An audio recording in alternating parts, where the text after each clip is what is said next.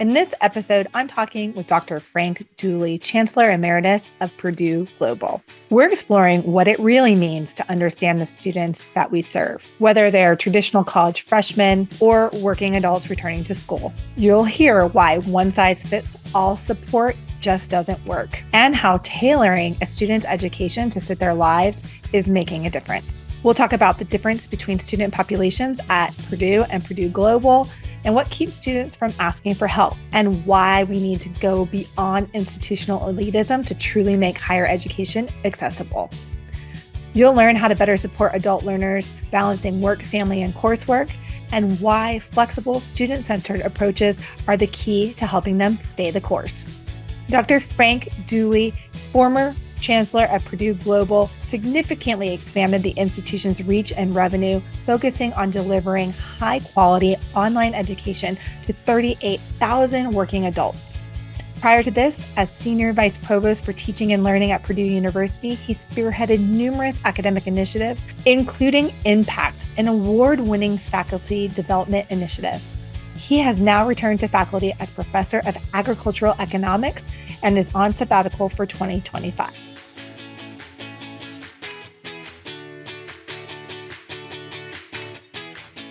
Welcome to Next Practices, Frank. Thank you for joining us to share how institutions, how we can better help students succeed during their college experience. Well, Katie, it's just great to be with you, and I look forward to the conversation we're going to have today. And there's so much to discuss, so let's go. Let's dive in. So start by introducing yourself to our audience. We're curious to know a little bit about you, your mission in higher ed, and a little bit about the work that you've done in your career. Well, it's a long career, so that could take the whole podcast. So but I'll maybe give you the last 15 years. So I'm a professor of agricultural economics. I've been at Purdue since 1998. I went into the provost office in 2011 and worked with undergraduate programs. So I became like the senior vice provost for teaching and learning. And that encompassed everything from curriculum to student success, et cetera, et cetera. It was a marvelous job. In 2020, I became the Chancellor of Purdue Global, another Purdue entity, which is very different from the Big Ten campus. And I was Chancellor there for almost 5 years. I stepped down in December of last year, and I'm on sabbatical right now. Oh, how lovely. Nice to have a little time. It's perfect. Yes. Well, I want to dive into your rare experience of working at both Purdue and Purdue Global, two institutions that serve very different student populations. Can you share how that dual perspective that you have has shaped your understanding of what students truly need to be successful in higher education? Well, the first thing I'm going to say, Katie, is appreciate how you quickly grasp that Purdue is somewhat of a different kind of a university in that it's chosen to both serve the traditional 18 to 24, what we think of college when we watch movies and things like that.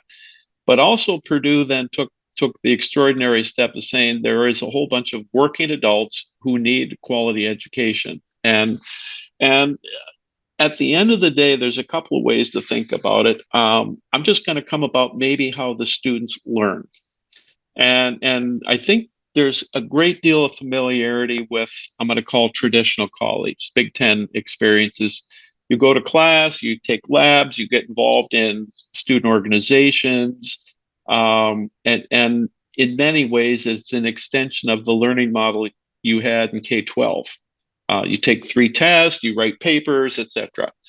What we find for working adults, most of the students that come to Purdue Global have college. They had maybe a year, but it didn't go well. Or maybe it went well, but they didn't have the financial wherewithal to succeed. They didn't see the relevance of what they're doing. So they said, I'm just going to go to work. And for whatever reason, they, like lots of people, get to the end of that freshman or sometimes sophomore year and choose to leave school. They're now 28, 29, working, and they have an employer who says, Katie, you're an extraordinary worker, but I cannot give you the promotion you deserve because you don't have the requisite education. And what we find with the learners who come back Here's how they differ. They have all kinds of experience, but oftentimes the experience is somewhat siloed in a narrow area. So what they need to be able to do is they need to be able to take that and expand it. The other thing is, if you went to college when you're 18, 19, and it didn't work, if we want to use that as an outcome measure, you come back at 28, 29, you're not starting with a lot of confidence that it's going to work now. You've been away from school for a long time. Moreover, your life has really changed. So when you're working with an adult, the model is much different in that it's not a model built upon 3 tests and a paper, if you would. It's much more on lots and lots and lots of assessment in smaller bites. Because one of the things you're trying to intentionally do is to build up their self-efficacy, to build up their belief in their ability to be successful. So the model that you come at it is very different, but and we even have different words that talk about pedagogy versus andragogy. But at the end of the day, you end up in the same place. Yeah. I know from, working with such a wide range of students from traditional undergrads at the Big Ten main Purdue campus, and then working with adults who are balancing their jobs, their families, their coursework, and then also having a little bit different point of view or mindset, I think, when it comes to going to college. Those differences, I think, really change the experience for the student. How have you seen those differences, change the way we should approach teaching and supporting those students throughout the experience? It's a great question. And I think it's probably the central question to everything that we're trying to do. I think probably the most important thing to do, especially if other institutions are contemplating, and if you read the literature, it says lots of schools are contemplating now trying to be more intentional in serving the working adult. Number one, you have to throw out the playbook that you've built, the support you have for faculty and the student support systems you have for your traditional population. You need to be thinking much more, and you alluded to it in, we have students who are worried about childcare. We have students worried about their jobs. Most of our students are part-time rather than full-time. Close to 90% are part-time. And so they come at it with a much different pace, but they come at it with the same intentionality. I think I'll just share 2 quick things. Number one thing that they probably need, especially early in their courses, is there probably needs to be more support. And if you want to talk about the support, and it's across the institution, whether it is an advisor or it's a student success professional or if it's a faculty member, I need to be giving you assurances you're doing good, because you don't believe in yourself at this point in time. I'm going to say, from my time on West Lafayette campus, and I know lots of the other Big Ten schools very well, that the 18-year-olds coming to those campuses have a belief in their self, and they've largely been successful in this model of what I call testing. They tested well in high school, they tested well in the SAT, they get to school and they continue to test well. And so the entire experience that they have is built around. Once again, I said, we're not doing a testing model for assessment. It's more going to be taking assignments and break them into component pieces and giving you feedback on each one, in part to make sure your life is not that you're going to come to class Monday, Wednesday, Friday from 9:30 to 10:20. Your life is, we have one session a week where the student is expected to come, but we understand that not every student can. Much more of the work is on you. So you need to have this number one feedback. Yeah, what you submitted, Katie, is meeting what we expect, or you need to have honest assessment. You kind of missed the point here, but go back and do it again. Okay. The second thing that we have found, and here comes from looking at data, right? We find that the vast majority of the working adults are going to submit their homework within a 2-hour window almost every week. And when you start to think about it, well, they got a job, so they can't be doing it, from whatever, 10 to 6. All right. They have kids, so they're probably, And it turns out it might be a window on a Tuesday night from 7 to 9 o'clock. So one of the things that we've done is you take a look at the window, and all of a sudden we see a student who has almost always submitted in that window, and you missed the window. So what are we doing? 2 hours later, you're going to get an email from your faculty member saying, "Hey, Katie, I noticed that you didn't get your homework in this week or assignment in this week." The question then becomes, is everything okay? So it's not an accusation that you slug, it's actually, did something happen? And inevitably, the response is, well, my kid has been sick, or I've been pulling a double shift at work, or I will share one commonality that you see regardless of type of student. Students are really lousy at asking for help. And I don't know, and maybe people are in general. But you certainly see it with students. So it can be the student on the West Lafayette campus, or it can be the online student. So anything we can do to take away that I'm asking for help, but turn it around to, is everything okay? Then you can get to the question. And so that's how we've been trying to deal with that issue. Yeah, I think what you're saying, that using data to understand not just the performance of individual students, which is where I think people have been traditionally, like, what's the GPA, what's the DFW rate after the fact, and it's sort of reactive rather than proactive, is using data.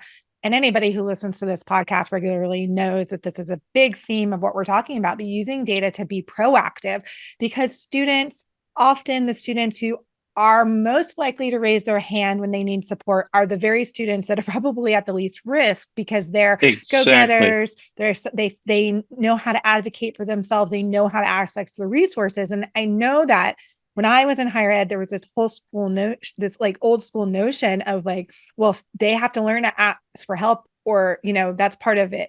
And I just think so many folks there's so much more to it than that. Like you were saying, they're so busy, they're juggling so much, especially non-traditional students, adult working students, but even traditional students who maybe are working jobs to be able to fund going to school, often have so much going on, and they don't know that help is for them, or there's shame around accessing that help. Those are some of the barriers that I've often seen. I'm curious, what are some of the barriers you've seen, and how do you think institutions can do a better job of enabling students to actually use the supports that we put in place? Well, no, I think that's exactly what I'm saying. And I think I'm going to probably give different answers for the different populations. I'm going to say for the traditional student, it's probably something you need to be normalizing in their freshman classes right out of the gate. There's lots of ways that it can probably be done. I taught, so I spent a long time teaching, and I actually taught freshmen when I was in the classroom. A couple of things I did is I had TAs with me, and I made sure that the students knew who they were. The TAs were sitting in the front of the room, and we were using technology at that time that basically, if you want to call it, was a chat going along with it, where students could be asking questions. Because part of the hard thing, if you're teaching a class of 400 students, am I going too fast? Am I going too slow? You don't know.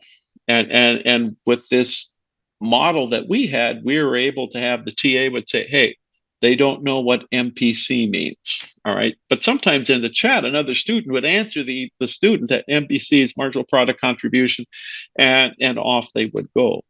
Now that's a use of technology to do it. But I think at the end of the day, I think you have to humanize it. I think you have to make sure that it is conveyed to that set of students that this is here for you. And this is not, I think that especially the students who come into the residential campus, once again, they've largely been successful most of their life to get there. They haven't had to have help. And I think for them to say is that here's the resource set for you to get to that next stage. And from day one, you, but once again, the advisor has to be there.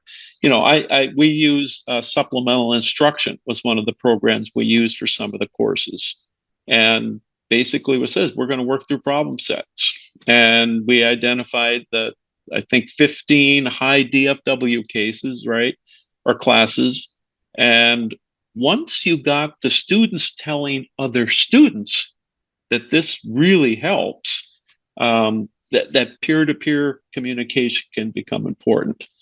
Going back to the online thing, one of the things that's really different with online is it's harder for the students to build those relationships with their classmates because they're not going to the union after class, or they're not, sitting next to you in class and things like that.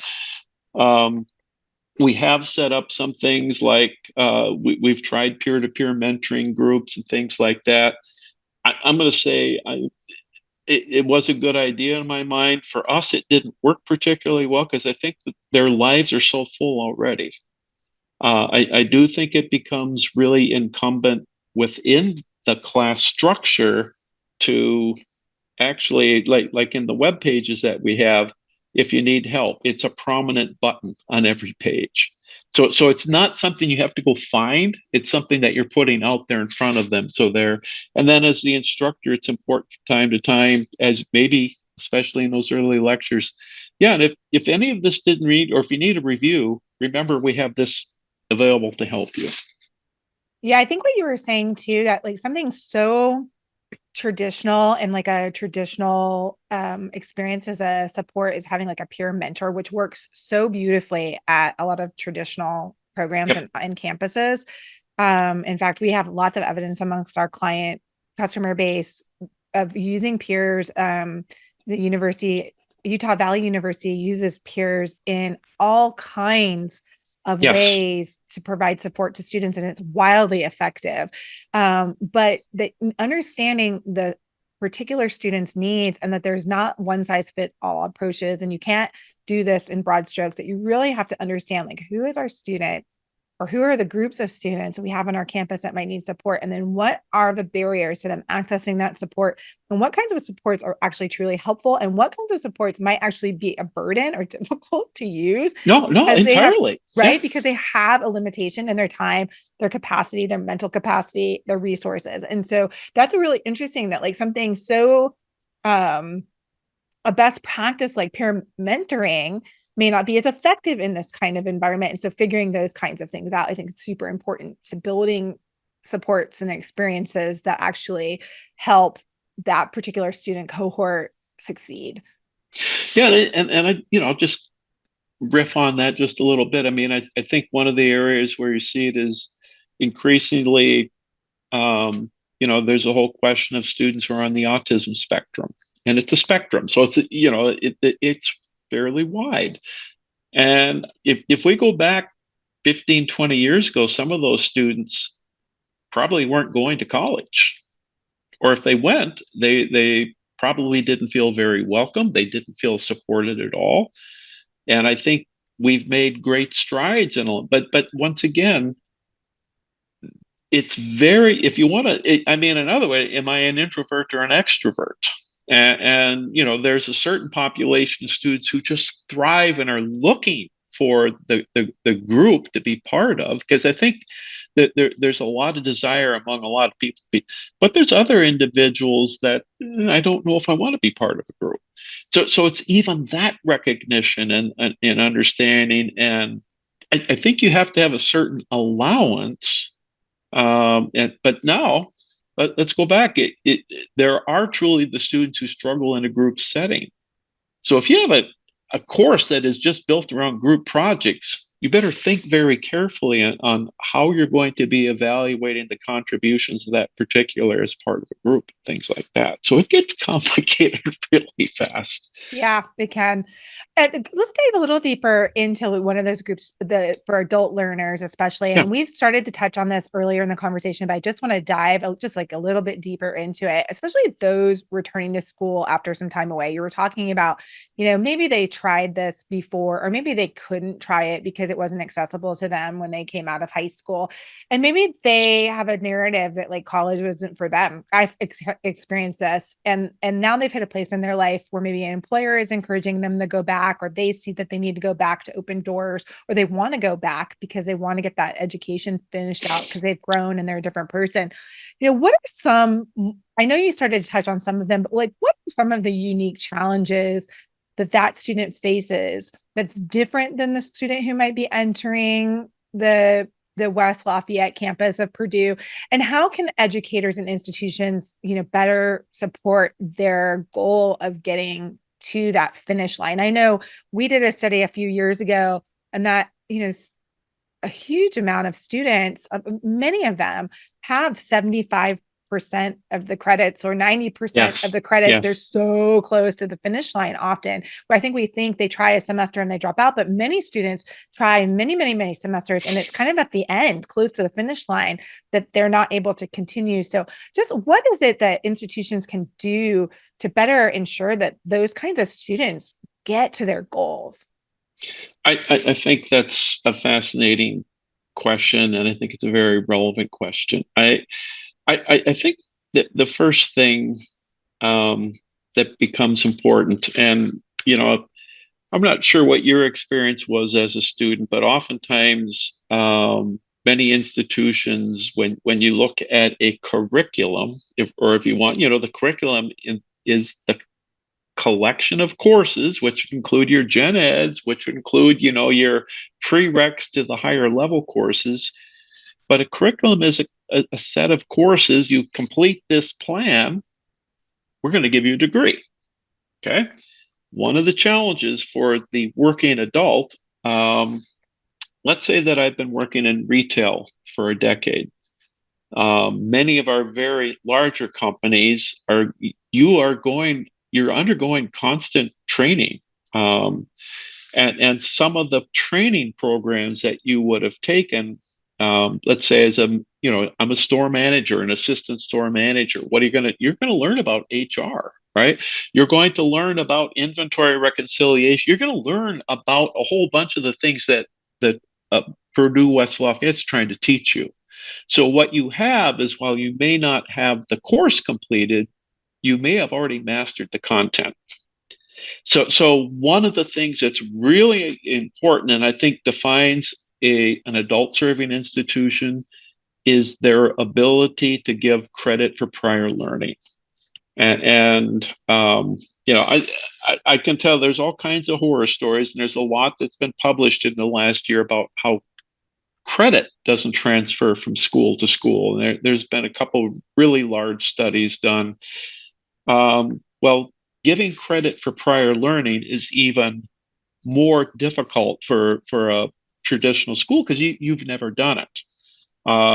But that's one of the, we have an entire center at Purdue Global.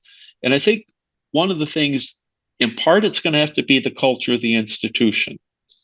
And I think many, I'm going to call us Big Ten institutions, but many traditional institutions, part of the reason transfer credit is hard is because there's somewhat of a presumption of what I do on my campus is unique or better or defined to the population of students that I with. But moreover, the institutions aren't really set up to evaluate transfer credit. Now, if I'm looking at English 101 and things like that, there's, if you want to call them almost a commodity course, yeah, we can do that. But if you get to anything that maybe here's the first student that's brought this course for our university consider in the last 3 years, we go, whoa, we don't know how to evaluate it. We haven't spent time and we haven't built the systems and processes on campus to do that. Now, flip it around. You come to me, you have been working in the US military as a medic. You have all kinds of training that would transfer into like an EMT type of a degree, but I don't have any of the processes or offices within my campus to be able to evaluate how well you're doing with that. So I think in part it's people, in part it's process, in part it's culture. And I'm going to say the biggest difference for an institution like Purdue Global is the presumption when we start evaluating what you presented to us is, hey, you completed this training in managerial or store management, da, da, da. We're going to take that. We're going to give it to the faculty because you always have to have the faculty involved, but they're going to be looking for the content in there. And now they're going to come back to you and says, you know what? Out of the 40 hours you need in the major, we're able to give you credit for 10 hours. All right. That to you, number one, why that becomes really important to that working adult, it just says, you know what, this last decade of when I've been working, I've actually been moving forward. I have been learning. I have been. All right. So I think that's probably why it's so important. Yeah, I love that it's giving value to that experience, that you're not just working to make a job, but you are learning, and you're learning in a experiential way, in a real world Exactly. applied way. And it's also important, especially if the employer is sponsoring the student, for the employer to have the recognition that what they have done, and I'll give you one thing. One of the questions we're going to ask an employer when they present to us their training programs, I would say, so what happens when Katie completes this program? If your answer is, well, she's going to get a promotion. Well, once again, it's based on evidence, right? Mm-hmm. And if the employer is saying that, showing me your ability to master this, it becomes hard for us not to say, well, then we're not going to give you credit. We're going to go back and make you take, HR 101. Makes no sense at all. Yeah, it's just wasting time and resources, and for people who don't have time and resources to waste. Well, and the other thing is, when you come back to school at age, let's say 30, you're wired different. And many of them are not looking to join clubs. Their outside life fills everything else that they have. But they are even though they're going part-time, they're very intent on getting done as quick as possible. And there's a couple reasons. Number one, they want to get life on, if you told them it's going to take 7 years to complete their degree, any time horizon that's long, it just doesn't seem feasible. But if I'm able to say, look, if you take 2 courses a term, every term, summers included, we can get you done in 2.5 to 3 years. All of a sudden, really? Oh, and by the way, we're going to give you a year's worth of credit for the work experience. So you've chipped that number down, and all of a sudden it goes from being, I don't think it's even something I should be thinking about. It's something that you can actually see in your mind. And I'll tell you, one of the big motives, probably at least half of our students, when you ask them why they're doing this, I need to be a role model for my children. I think 70% of our students have dependents.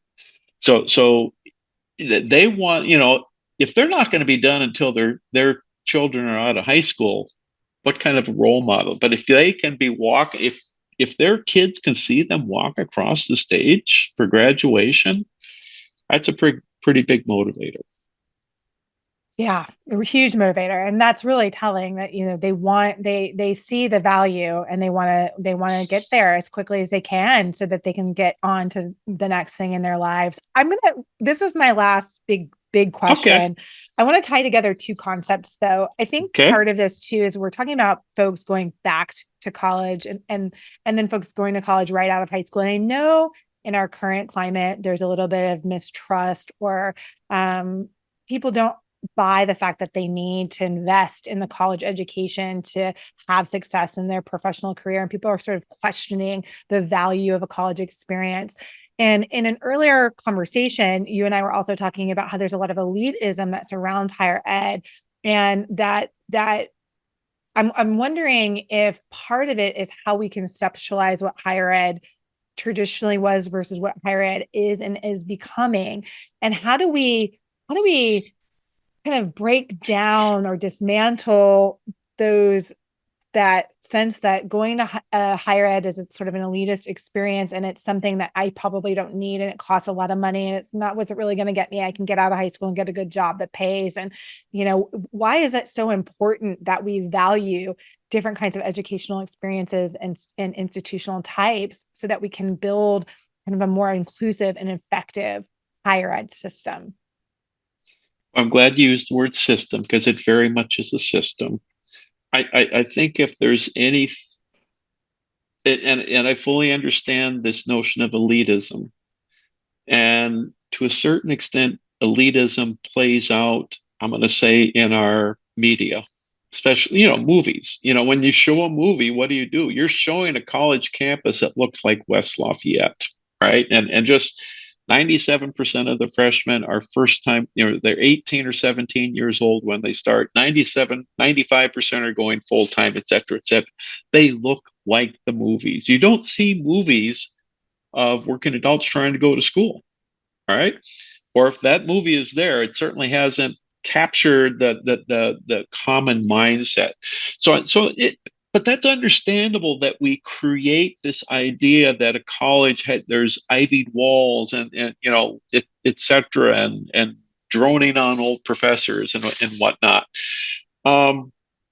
So to a certain extent, I think what becomes important is it becomes important on the institution to do a couple things within their local geography. And the local geography might be the entire state or it might be a region, but it's really important to tie to the employer base that you have. So in this, there's a thing called the CHIPS Act right now, which is trying to build chip factories across the United States. And I know that there's one in Ohio and several in Arizona, New York, I believe. There's some other states, including West Lafayette, Indiana, is looking to have a chip plant come into town. It'll be 1,000 jobs in West Lafayette. Around a third of those jobs are going to be electrical and computer engineers. About a third of those jobs are going to be computer technicians. One of the things underlying the CHIPS Act is we have the engineers in many cases, we don't have the technicians. Ivy Tech Community College or Purdue might need to create some other degrees to meet that employer demand. Okay. So unless the institutions are doing a good job of engaging the local economies, we're never going to meet those needs. Now, in many cases, I think it's one of these things that people don't realize. It is happening in many places across the country. So there's probably more good news here than people realize. Okay, but sometimes it's not the most exciting story to be publishing. And I think the other thing that's gotten hard is if you went back even 30 years ago, when you think of media or how you're going to tell your story, that the channels were relatively narrow and you could get it into a few pipes and people were going to receive it. Now, the way people receive their information is so diffuse. And so, so we're doing a podcast here in part because we know there's people who listen to podcasts as a way to become informed. But, I don't know what the demographics of your listenership is, but how do we make sure that this gets a wider distribution? And I think with the spreading of media across so many different channels, we speak to micro audiences rather than macro audiences. And it's probably something that somehow we need to get back to a grander scale or somebody to pick up the mantle and say, this is an important question for us as a country to figure out and to deal with. Yeah. Well, I know we've covered a lot of ground during our conversation. And so before we sign off, I want to give you a chance. Is there anything else that you'd like to share that we didn't get a chance to talk about?